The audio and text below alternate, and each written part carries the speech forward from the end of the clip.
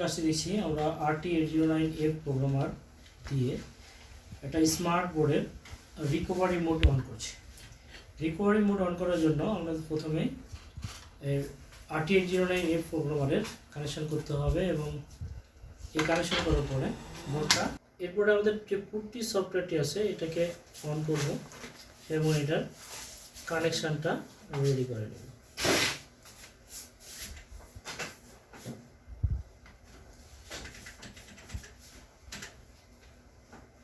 এরপরে ওপেন করব, পোর্টটি ওপেন হয়ে গেছে। বোর্ডে পাওয়ার অন করব। বোর্ডে পাওয়ার অন করার সঙ্গে সঙ্গে আমার সিরিয়াল প্রিন্ট আউট বা প্রিন্ট আসছে, যে প্রিন্টের মাধ্যম দিয়ে আমরা এই বোর্ডের ইনফরমেশন পাচ্ছি।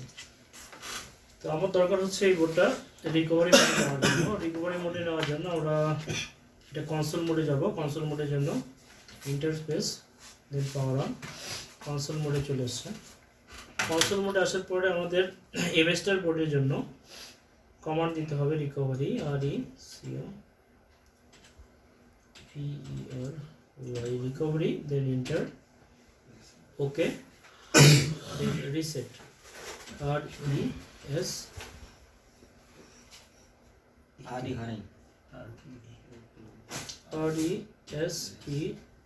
Reset, enter.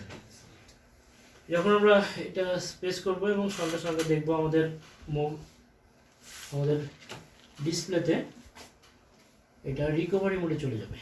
তো এই হচ্ছে একটা যে কোনো স্মার্ট বোর্ডকে RT809F প্রোগ্রামের মাধ্যম দিয়ে RxTXR বা VGA কানেকশনের মাধ্যম দিয়ে রিকভারি মোড অন করার প্রসেস।